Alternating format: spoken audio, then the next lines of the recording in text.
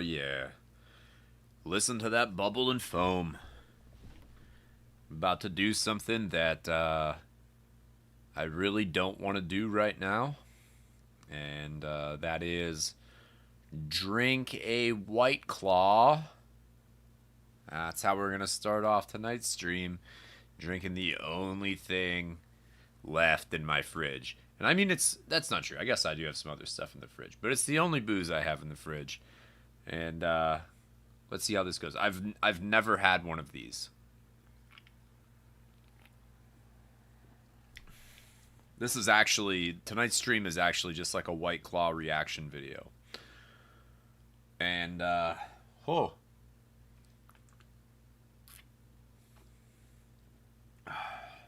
That's actually really fucking good. I completely understand why everybody's into these. Holy shit. This must be why my girlfriend drinks them all the time. It is pretty tasty.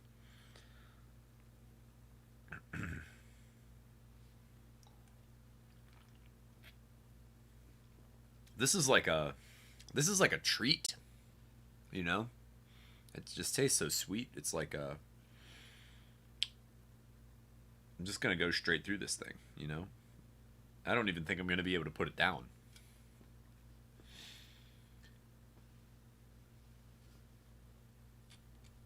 Welcome, decomposers. We're back at it again here for our 7th stream. Can you believe it's already stream number 7? That's crazy to me.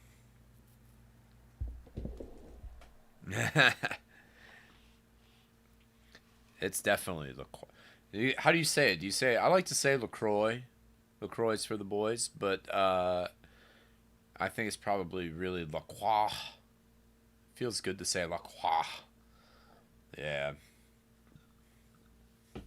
Makes sense. But number 7, the 7th time that we've all come together live to decompose, it's kind of a special thing. So I wanted to talk about just campaigns in general. You know, we've covered a lot of different things, but I thought it would be pretty fun if we just talked about all the different games we're running and being part of and involved in and all that sort of thing. Maybe talk about what we want to do, some other games that we might be interested in playing, or something that somebody would want to run sometimes.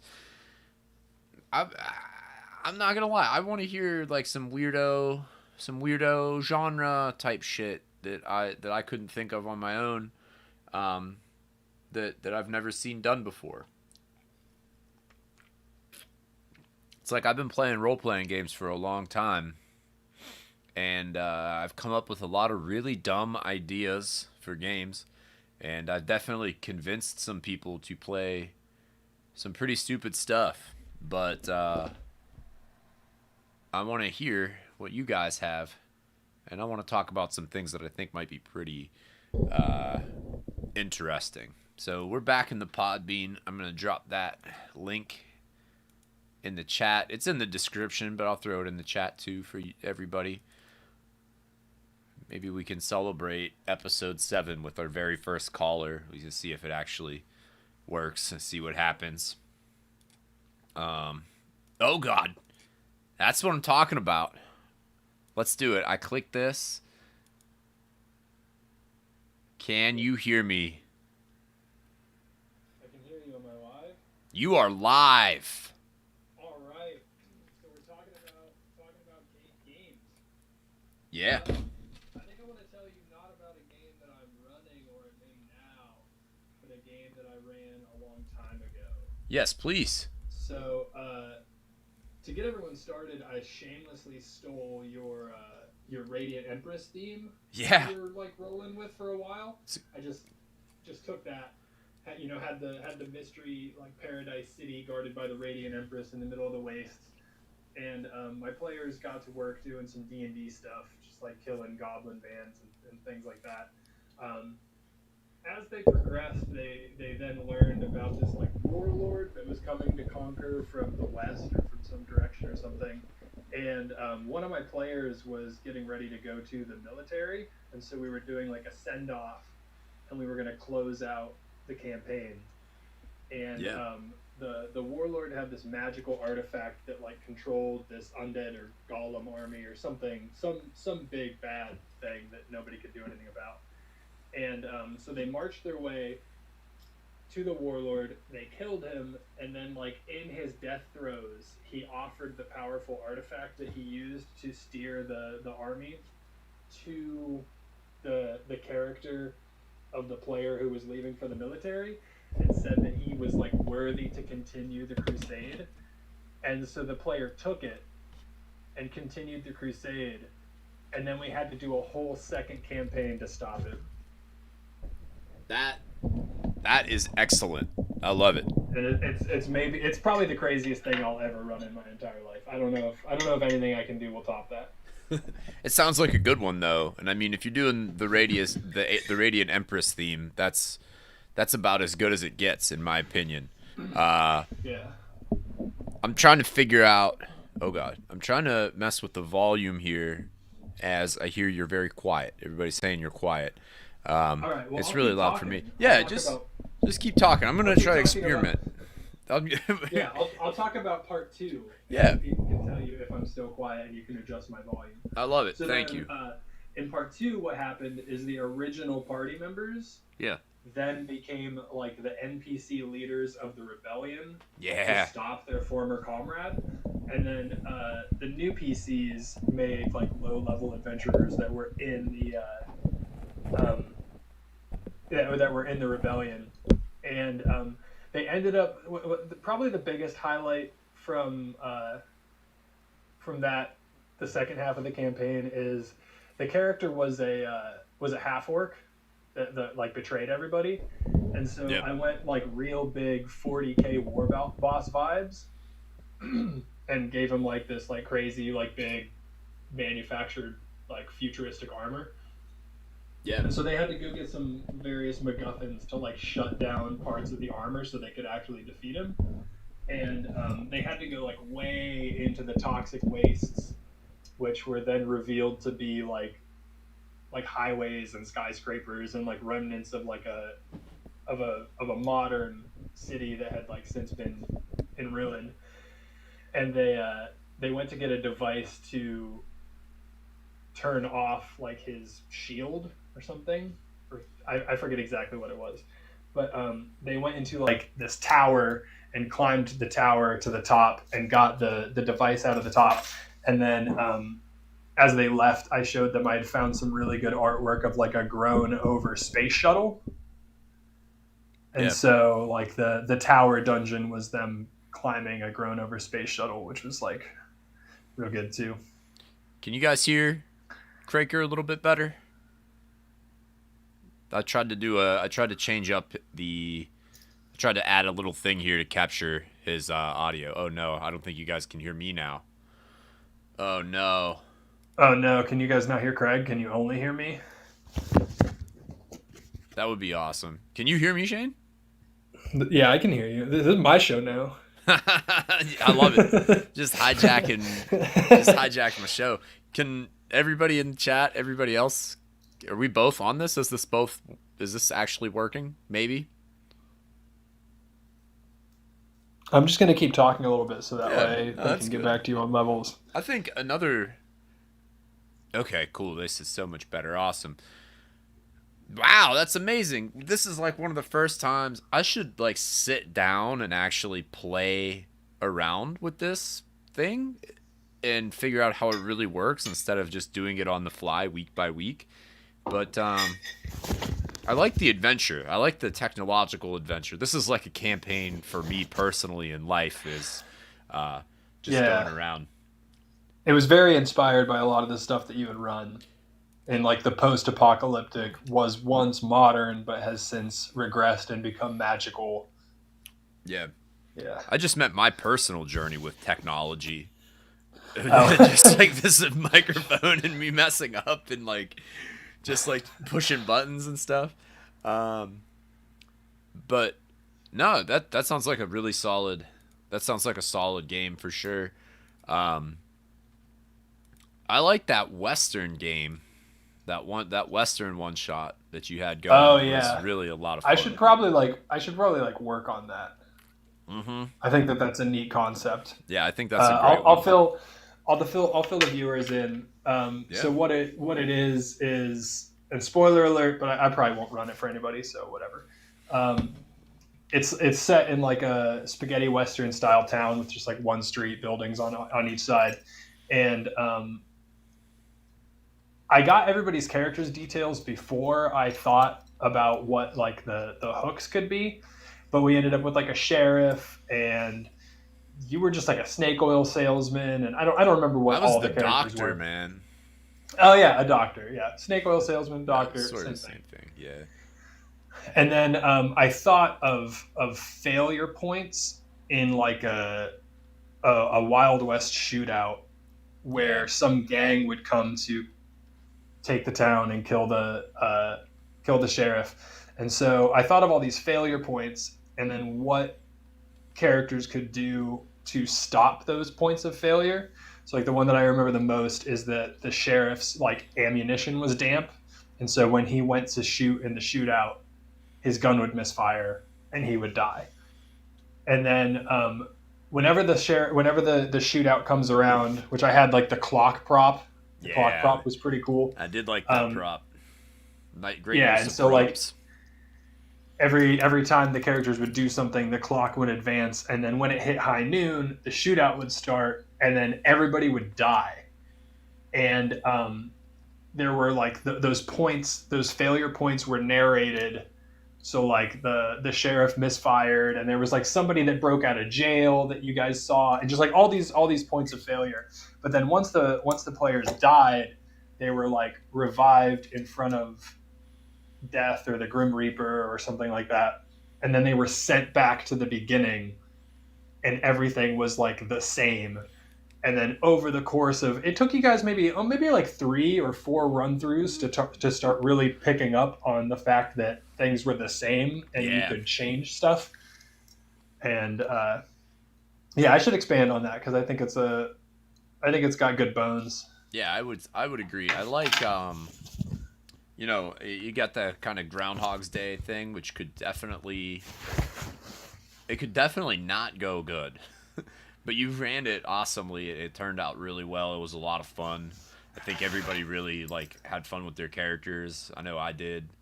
Um, and Yeah. Well, I like the so western. That's just like one of those things where it's kind of like a underrated sort of genre. It can be kind of tricky. It can be kind of tricky to pull off the western if you're just doing straight up. I mean, Dungeons and Dragons isn't really made to run a western game. And I don't know if there's no. anybody. I know there's some systems out there that are more oriented for that style of gameplay, but I don't know if I've played one Yeah. that I've enjoyed. Yeah. Well, so Yeah. the conscious choice that I made, because having things be like having that loop without making it just repetitive Right. was the biggest challenge that I sort of thought of from the onset. And so I don't know if you remember, but what I did is like if you guys made a check or Mm-hmm. succeeded at something, you never had to make that check again in subsequent loops. Yeah. So like if you convinced the guy to come fight with you, Mm-hmm. then you never had to roll charisma or whatever to convince him to come fight with you again because you already did it once and you already knew how to do it. So you Right. just had to go say the same things that you said before. And so then you're not also at the mercy of the dice and also need to get like good rolls in addition to your good ideas, which Yeah. I think is how that could devolve into a slog. Right. And you just don't have to make a whole bunch of extra rolls and slow stuff down for things that you kind of already know how they should pan out or how you want them to pan out. Yeah. But yeah, I thought that was a great mechanic. Whole lot of fun playing that game. Yeah, I'm glad you liked it. Thank you. Is there anybody else? Anybody else? How many callers? Yeah, I'll hop off. I'll let. Well, Thank- okay, can they get in a queue? Is that what? Oh Dude, yeah, I there think can we be can people just in a have queue. we can just have like 12 people in here, just chatting it up. Oh, that's wild. I thought it was like a queue for one at a time. No, we could probably have 5 or 6 damn. people in here. That's how all these other people do. I don't know. There's a lot of big podcasters on Podbean. They have multiple people on there. You know, got to have all your guests and whatnot. Well, I'll step out, and then maybe that'll encourage somebody else to call in. I know we do have a few watchers, so Yeah. I think we've got ourselves though. That's a big achievement unlock. So thank you for that. yeah, First I'm glad I could caller be part of it. award, dude. Totally immortalized on the pod. Thank you. Hell yeah. See ya. Later. Oh man, played a lot of great games. Yeah, The Town That Never Ages, The Doctor. You do need a Podbean account. I think so. I think you can like log in with Facebook or like Gmail or whatever. You do need to have headphones, which is kind of frustrating. But holy crap, though, we made it. We made it work. It was up and running, and that was really awesome. I think. Yeah, headphones. Am I still coming through okay now that I disconnected off that call? Can you guys hear me? Checking again. Finish up my cowboy drawing over here. Hope I'm still coming through. Oh, man. Do.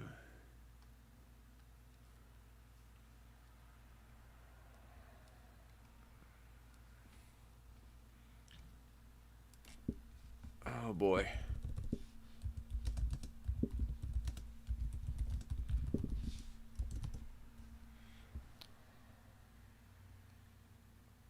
Cool, thank you. Awesome. Just want to confirm that. Never know. You just never know with with what my past luck has been doing stuff, whether it's my drawing graphics tablet thing freezing up and just dying, or me like just pulling out the wrong cable or anything like that. We've kind of had some adventures, little weird things happen. So I have no idea. The first caller. That's a milestone right there.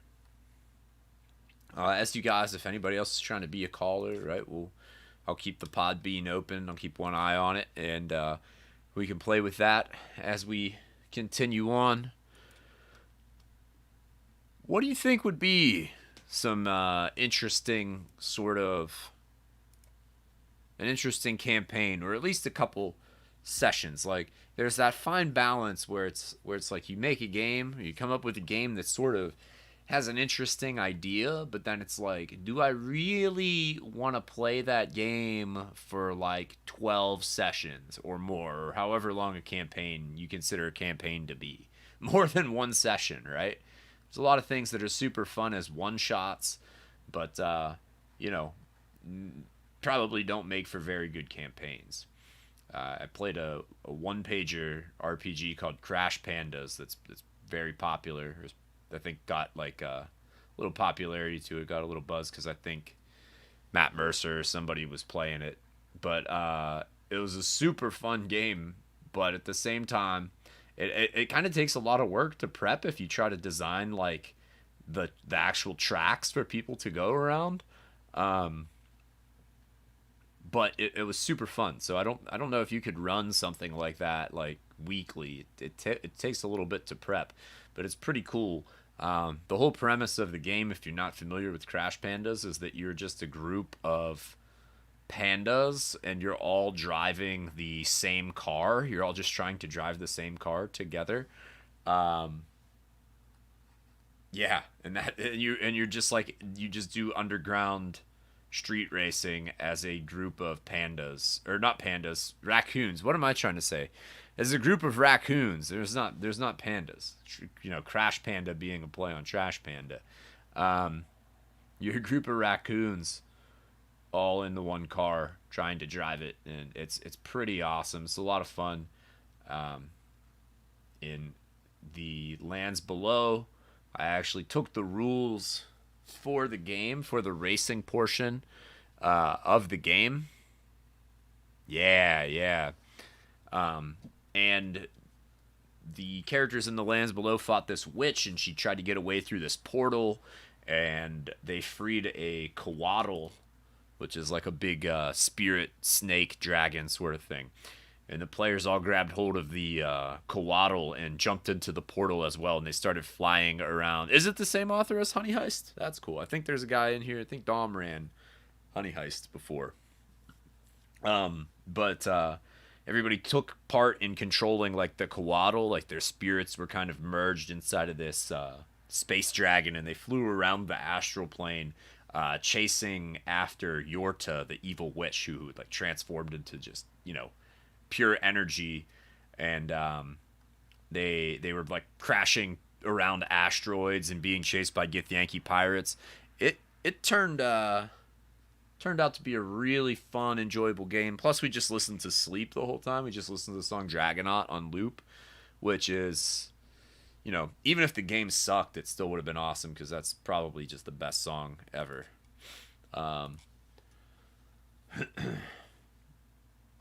But fortunately, it worked out pretty good, really enjoyable, and that was kind of the capstone encounter of that section of the game, I think, in a lot of ways. Which sort of brings me to another thing, just some other parts of games and stuff, Lands Below's been going on for over a year now, which is very, very exciting. Damn, this drinkability of this White Claw, I grossly underestimated. Lance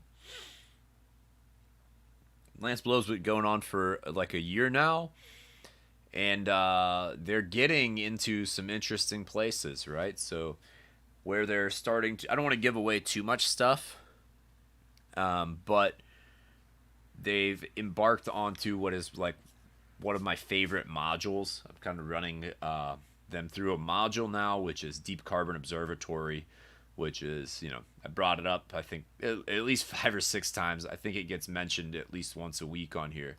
But as I think Deep Carbon Observatory is one of the best modules ever written. It's by Patrick Stewart. I'll put a link to it in the description.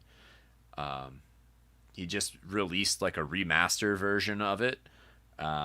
With more detailed maps. That's usually one of the complaints that people had about the original Deep Carbon was that the legibility of the maps was kind of tough to really see what was going on. They wouldn't have made for the best types of player aids, but the remastered version is great. You can see everything. There's great detail. A lot of the stuff that's like was really confusing has been rewritten a little bit, so it's much easier to follow. I highly recommend if you're looking to, if you got a party of players who want to do something really weird and really challenging and go through some material that's just kind of surreal, I can't recommend Deep Carbon enough. And then as we were talking about these weird games too, that kind of brings me to another point. Also, Patrick Stewart, also very, very weird, is, of course, Silent Titans, which I think I also talk about at least once a week. But one of my questions for you guys would be, like, does Silent Titans sound appealing enough as a game? And I don't think it's it's not a super long module. There's definitely, like, longer stuff out there. I don't think it's as long as, like, Rime of the Frost Maiden or Princes of the Apocalypse or any of the Wizards of the Coast kind of stuff, the official D&D modules. But it's still pretty lengthy. But the premise is that there are these sleeping titans, and you're going to go adventure like on their bodies. But the world itself is pretty weird, right? There's humans that have all been sucked out of different places in time. And there are also animals who are wearing people masks, kind of like Animal Farm style almost. And like once you put on this person mask, you become like a humanoid. You start standing upright, you grow thumbs, all that sort of thing. It's a pretty crazy, trippy game. There's a lot of wild stuff going on. There's one of the main villains is just like a pig with a top hat and like a submachine gun. Wild stuff, real crazy. So, do you think you could play that? Is that something that Is the novelty of and like wackiness of that setting, is that something that you would be willing to invest time and emotions into, like week after week after week? I think I could do it. Like, I'm definitely, like, for me, that's right up my alley. I love weird stuff. I don't mind the idea of playing, a car full of raccoons that all stand on top of each other to drive a car. Like, I'd probably play that for at least 4 or 5 months, you know? Um, and there's a lot of other themes out there, a lot of genre stuff that I think would be pretty cool. Oh, we got some other people. I don't know who Jimmy is. Jimmy's in the studio. Um,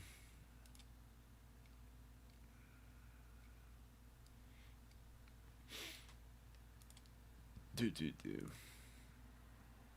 But there's a lot of genre stuff out there that I would really love to play. Like, I think a longer running Western game would be a lot of fun. And as a martial arts guy, I've waited for years for the opportunity to like run a very serious like wushu kung fu style game, and then maybe even go like and do some Avatar Last Airbender kind of stuff with it. Now that having watched the show, that might be like a pretty fun game. I think that could go on for quite a while. Yeah. Patrick Stewart has stuff. It's better with age. So, yeah.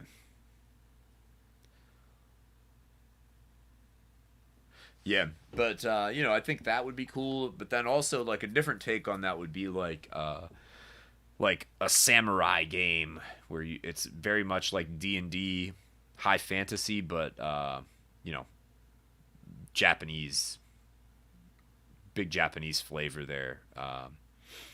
Samurai, honor, duels, um, imperialization, all that sort of thing, right?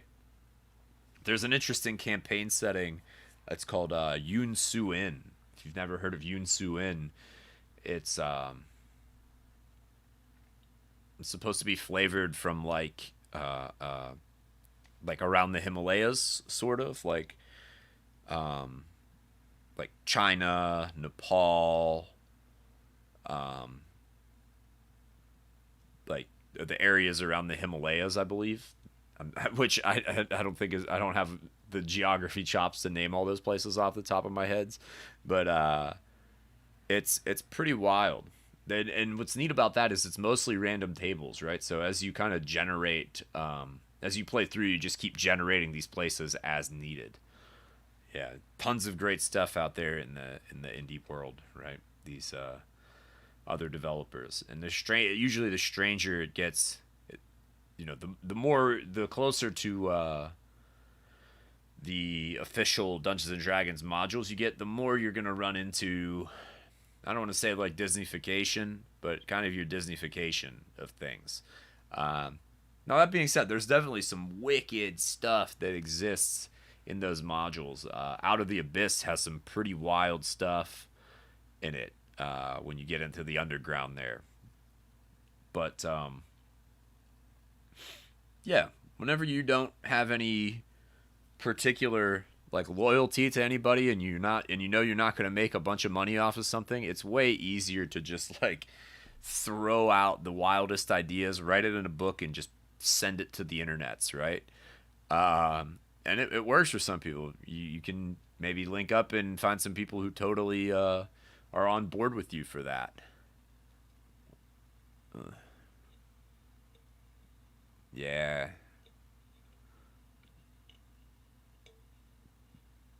Yeah, dude, that would be cool. Um, Samurai game, but centering it around the duels. So what you're talking about there is like Iajitsu, and I'm sure I'm saying that the wrong way, right? But Iajitsu is like the samurais believing that you should be able to like draw and kill with the same stroke of the sword, right? Pulling the sword from its sheath and like landing a fatal blow. Um, let's also again, I'm gonna like butcher this word, but I'm pretty sure it's something along the lines of Ichigeki Hisatsu, right? Means to destroy with a single strike. Um, Iken Hisatsu, something along those lines. And that's I know that's a horrible pronunciation, and I'm sorry. That would be really cool, and it totally fits into the whole idea of 3-round combat, right? You're gonna have super, super, super fast, really intense combat if you know that like you just have to hit somebody once and they're gonna die, right? And that could be really fun. You could almost get like some kind of like rock paper scissors feel off of that. Like you could do some kind of weird like rock paper scissors mechanic and incorporate in there. Chanbara. Is Chanbara like the foam weapons? I always thought Chanbara was the foam weapons. Yeah.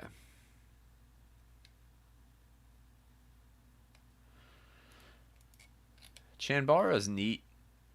I'd totally do it. I used to like all the time just do some I used to do boffer fighting like a lot. Like pretty regularly whenever I was in high school. The people that I learned to play Dungeons and Dragons from were like, you know, they were all into like the, but not like LARPing, you know, but the one, not the one where it's like the rules and you like say your stats and stuff, but like the one where you have like a sword, you know, it's made of foam and you go around and you like hit the person and stuff, and you're all on like teams and you do the big battles, and they were real into that, and I would go with them sometimes, and it's like I don't want to be mean to people, but like compared to the average nerd at the time, because nerds didn't used to be like super jacked and like didn't used to do like cool stuff. They just did nerd stuff. They didn't do things like fight.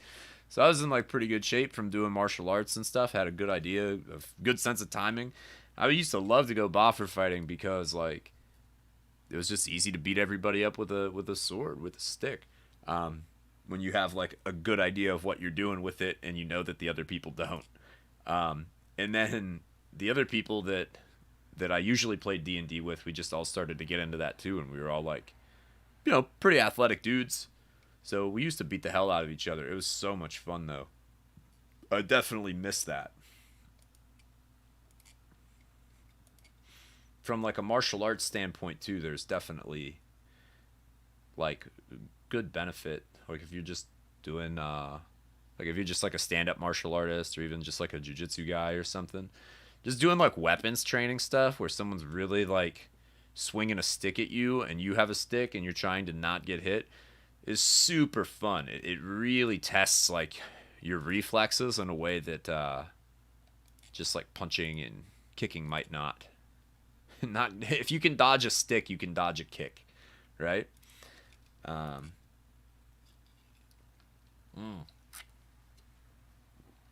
Oh, okay. Never mind. Shambara Samurai Films. I didn't. That's interesting. I didn't realize that's what that word referred to. Sometimes they do, um, like when you go to tournaments and stuff. There's Chanbara, which means like to fight, which is like fighting with foam weapons, right? I didn't realize that was also the word used for the films. Good to know. I'm much more learned now. Thank you. I love Sony Chiba. You know, I love what's that? Is it Ninja Resurrection? There's what the hell is it called? It's the one where he plays like Yagyu Jubei. Um I don't want to yeah. But a samurai game would be pretty sweet. What else are we missing? What's some crazy stuff here? Does anybody, you guys throw that would be a cool to help me out. Throw a comment, come up with like the craziest, weirdest like a 2-sentence description of a really weird campaign idea. 2 sentences. Throw that in the comments. This maybe we can get something really really wacky and bizarre.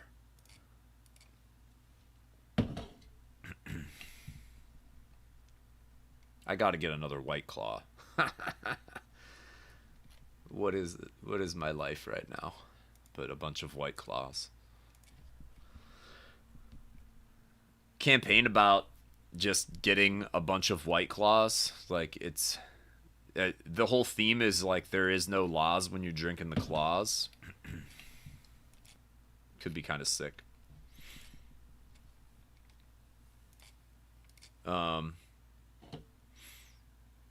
Beer run campaign. Yeah. That reminds me of the time that me and Robbie were like hanging out with the dog, just driving around in his car that one Labor Day weekend. That was a good time.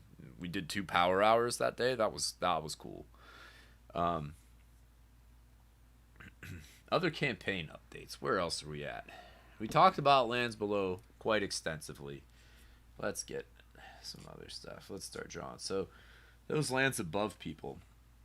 The Lands Above people are getting real into these demons, guys. A lot of demons in the Lands Above. It's almost like everybody sort of has their own demon, which isn't at all what I intended to have take place in Lands Above, but that's sort of where we've gotten. We've got a lot of people doing magic-y sort of thing. Yeah, dude, the Barbaroi. Yeah, we haven't really talked about the Barbaroi that much.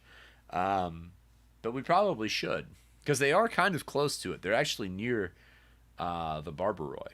And interesting sort of developments that have happened there is their employer, the employer of the characters in the Lands Above, they're called the New Architects, right? The New Architects, they're... what exactly are they? They're like they're adventurers, and they're trying to like get wealth to fund like a rebellion, basically, right? They're using yeah. But the New Architects are trying to gain money for this person named Lady Stillkite, so that she can kind of like help finance the rebellion. Pretty much, she's kind of like George Soros or whatever. Just like no, that's just joking. But it is funny, and so they're trying to do that, and but now she's dead, so that's a bummer. Kind of threw a big monkey wrench into things, and everybody's kind of looking to go and figure out what to do. Fortunately, there are characters who are good aligned and like Wings Above, and he's kind of trying to keep everybody on the straight and narrow, or at least stay away from demons, because people keep making pacts with demons. And really, I guess it's only one guy. Really, only one guy has formally made a pact with a demon, but it's kind of gotten everybody into some trouble. And then there's some NPCs that maybe have made some pacts with demons. So it's kind of like this thing where it's people with demon pacts versus other people with demon pacts. And right now they've entered into like a demi-plane where there are milk snakes, right? And the milk vipers are a big feature here. There are these snake statues, and they're kind of crawling around in this basement area. It's very narrow.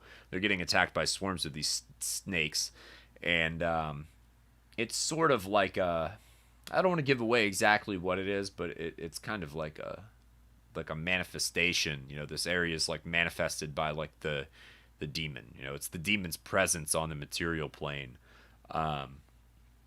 So they're trying to like remedy that. But then there's a lot of other stuff going on. Like one character is looking for his daughter, and that's actually why they've decided to go into this demi-plane. There was a big carnival full of like kidnappers and human traffickers, right? And they kidnapped a bunch of people, and then the circus went away and then vanished in the middle of the night. So they're trying to use this demi-plane to gain access to wherever the demons might have, wherever the circus people might have gone off to. So hopefully that works out for them. We'll see. I'm keeping my fingers crossed. Sorry about this white screen. I need to talk and draw and focus. I need to do 6 things all at once really well. No, what else? Lands above. There's a casino, right? There's also like a casino where the he's the count of the area where he you can do like a count. Give him like the count is also possessed by a demon, right? This is his demon that they're up against, and the count's whole thing is he's all about luck. He's kind of like been like brainwashed into just like this idea of fate and just punishing people at random, and he has like a big like fate wheel that he makes people spin whenever they like break the law. It could be like anything. So like, you know, he's got some severely really harsh punishments on there for crimes that aren't probably even really that criminal. So he's just sort of like a bad dude. As you can tell, I'm drawing him now. If you can't tell by that mustache that this guy's up to no good, then I don't know what to tell you. He's got serious mustache going on. Give him a little thing here. So that's kind of what they're currently up to. But also their employer died. You know, the new architects, the lady that kind of unified the party died. And they're also sort of hunting her murderers. They also set the mansion on fire, which was kind of a cool thing, where they kind of looted the mansion, took a lot of goodies and trinkets out of there, found some cool stuff, found some maps that lead to the lands below. So again, teasing that possible lands above, lands below crossover meeting. Pretty excited for that to take place one of these days. It'll sort of happen in there somewhere.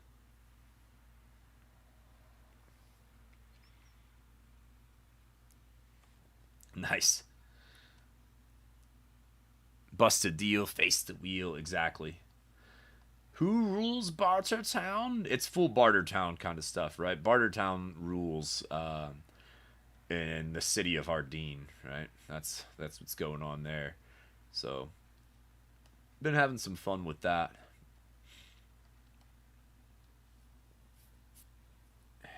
And then there's one other game that I run. Holy cow, man. I need to get... Can we get... Let's see if we can get some people... We got some people here in the studio, I think. I wonder what they're up to. I have no idea who they are. But I'm glad they're here, and thanks for being in here. But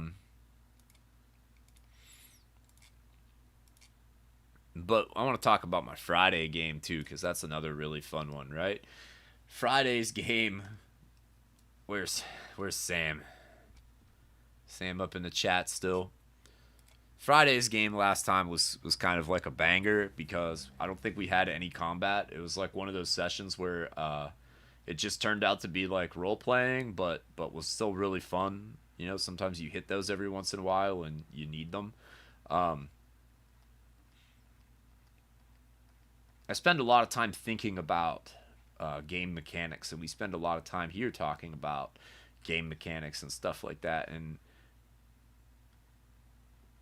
when you just kind of get the right group of people together, though, and you know the role playing is just really great, that's still kind of the best, right? If you don't need to rely on the mechanics at all, and you're just hanging out, telling that story with your friends, that's some peak gaming too. I don't want to like, you know, I think having the great mechanics and stuff is really awesome. It's definitely like very clever, and I like it.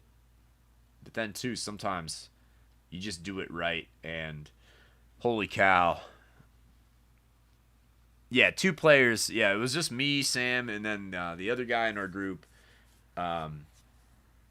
We've been playing on Friday nights, and it's just starting to get hard to get everybody together for it. But they're in this crazy maze controlled by a Medusa, and the whole maze is pretty much a prison for all the immortal threats that she captures from the world. So in a lot of ways, like, she's doing good stuff, you know? She's kind of imprisoning these mortal threats to to mankind in her labyrinth. Oh, I have a picture. Let's bring up the picture. Maybe. Battle Bridge. Where is it?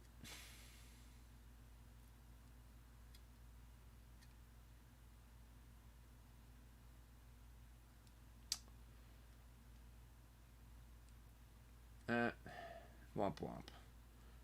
I can't find it at the moment. But they've been dealing with that, and during one of the encounters, one of the players maybe lost the ability to do harm for the rest of their life, like as per sort of like a curse, but like a very, very potent curse. And they fought this guy called the Archlich of Revelation. Sam's character looked into the Lich's third eye and instantly achieved nirvana. And Sam's character is also the Lungsman, which is sort of based off of the art from the cover of Sleep's Dope Smoker. And so the Lungsman immediately achieved nirvana, and that was pretty awesome. And the way they got him out of him being trapped in this nirvantic state is they took away his apparatus that pumps him drugs, right? Gets him high. Pumps him drugs sounds like very aggressive, right? Just like burns the good stuff and keeps him elevated. And they took that away from him, and then he kind of snapped out of his nirvantic trance. And then they used this item that allows them to rewind a little bit of time, and they kind of like righted that. It was very awesome though. Oh, also, the Lungsman also lost his skin and ability to touch. That's cool, or ability to feel. So he got his skin burnt off by the same Archlich of Revelation. And the whole thing about this Archlich of Revelation is that the encounter happens near this other character, near this other NPC who makes it so that you cannot do harm, right? And then the Archlich has all of these abilities that technically that make your character sort of unplayable, like some of the stuff. Effectively like remove your character from the game, but then they don't count as harm, right? So you would instantly achieving nirvana just means that you like become content, and then you like sit there and just sort of like wait to starve. You just like kind of self mummify, but then it like doesn't count as harm, right? It sucks for you as the player because it kind of kills your character, but is awesome and very like flavorful and wild. Another thing is that like they have there's an ability where you transcend like the need for like a sense, right? And like you might lose a sense, like your sense of touch, right? Your skin burns off, or like taste, sight, you lose your eyes, and you just like no longer want or need those things. So again, it's like cool. It's like that sounds kind of awesome, but then it's not fun on the player side of things. So his character lost his skin, and he shed his skin, and it became attached to the maze itself. The whole maze is made out of petrified demon flesh. It's a pretty crazy game. There's a lot of stuff. I'm not doing it justice. And so far over the past few weeks of streaming, this was like the one game I knew it was going to happen, where there was going to be a game that got played where I wish that I would have recorded it, and that was the one. So from now on, I'm just going to start recording games because I don't want to miss out on cool ass moments like that. That was a really, really fun game with tons of wild stories, great NPC interaction, great player interaction. Pretty wild stuff that I feel like probably doesn't come up in a lot of D&D other places. But I think a lot of people would like to see and hear about that stuff. So I'm trying to find the picture of my Medusa here still for you guys.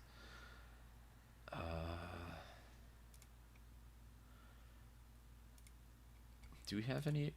Has anybody else tried to call in or anything? Any other callers? I don't know if it makes a sound when you call in. Still, I just happened to have the thing on, and I would hate it if somebody's calling in and I'm just like not clicking the button. That would be a bummer. What do we got?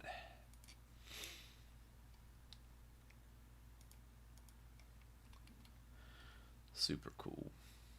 Looking at too many things at once here, gang. Go back to that.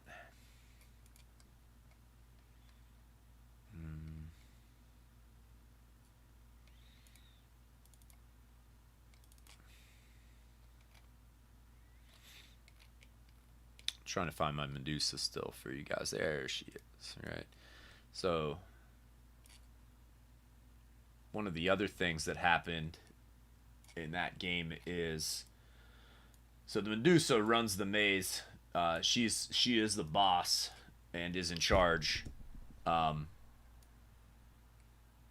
the players were employed by a silver dragon, and the silver dragon sent the PCs in to go get a puzzle box, or a box that was hidden inside of the maze, and she was very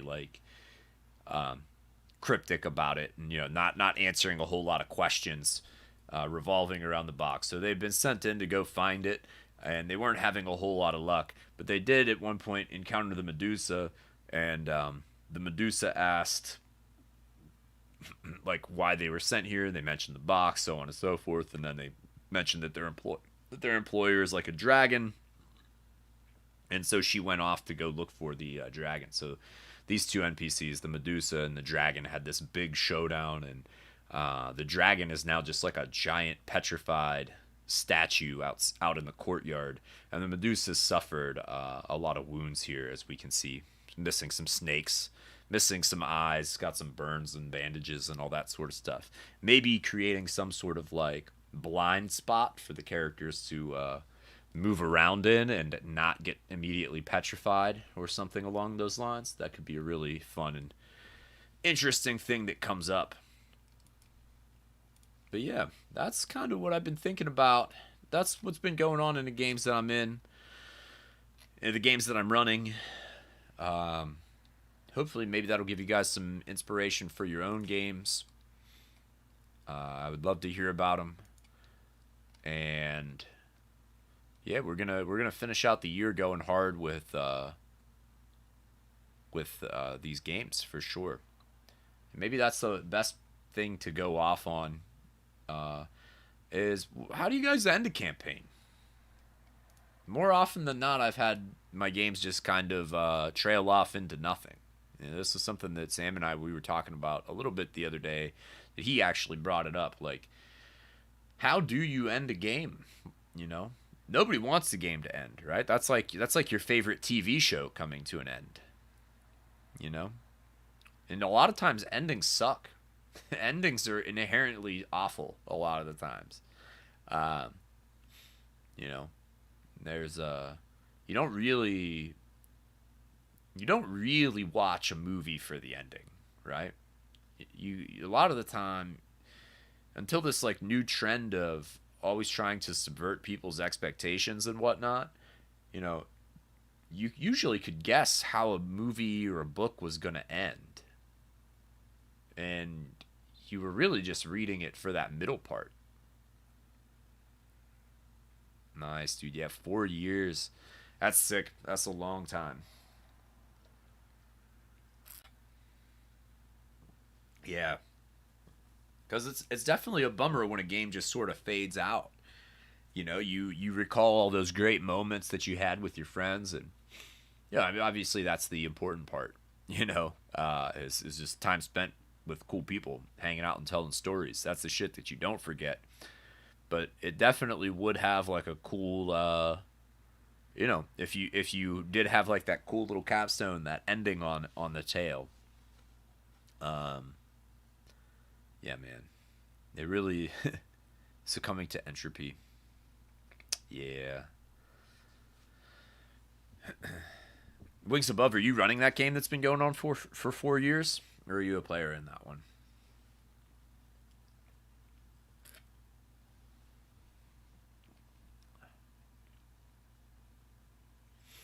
Yeah.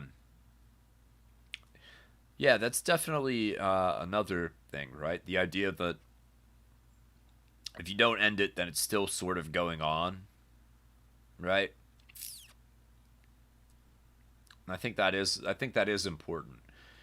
You know, David Lynch, um, whenever he made Twin Peaks, which is a great show, um, that was kind of his whole part of it, right? It bothered him so much that there were all these stories about like murder and cops and like cop drama and stuff was big in the early 90s, and it all got wrapped up at the end of the half hour and everything just sort of like moved on as though there was no consequences to it, and then you just waited for the next murder the next week, which is pretty messed up, right? Whenever you think about it like that, you put it into those terms, that's pretty messed up. So whenever he made Twin Peaks, that was his whole idea, is that you were never supposed to find out who killed Laura Palmer, right? And it was that constant ongoing question, that would keep it going. And it wasn't supposed to be resolved, because if it would be resolved, then the show itself would end. And it's really interesting, kind of crazy. There's a really good video about that, about all the Twin Peaks that I watched. Oscar. Oh yeah, yeah, yeah, dude.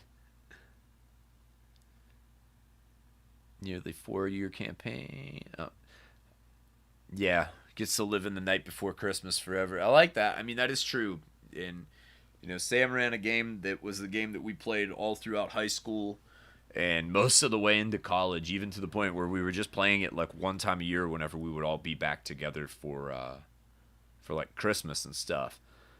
And that was a very, very long and ongoing campaign that I don't think we've often talked about, the way that we wanted it to end or thought it should have ended. But yeah, I think it's definitely got to stay in that Nightmare Before Christmas, or not Nightmare Before Christmas, but Night Before Christmas uh, kind of zone, right? Where you're just sort of wondering, and you get to come up with it for yourself, and that's sort of what it is, I guess. Oh gosh. Well, everybody, it's about our time. Thanks so much, Shane. Thanks for coming in to be a caller. You win the first caller ever award, achievement unlocked. Very, very happy about that. Glad that we know that it's a thing that we can have happen. Um, let's keep doing it. I'm gonna try to get some videos up. I heard somewhere that you're supposed to make a lot of videos for the YouTube in like October, and that's supposed to be a thing. But I'm like way behind on making stuff in October. I've totally fallen behind on my Inktober drawings, and I'm pretty bummed about that. But maybe if I can get another video up or two before the end of the month, then that will kind of be a very satisfying redemption. So working on the script for a video about different types of game masters. It's called the Wheel of Mastery is going to be that video, and it should be coming up here hopefully by the end of the week is my plan, and I'm excited for that to come out. So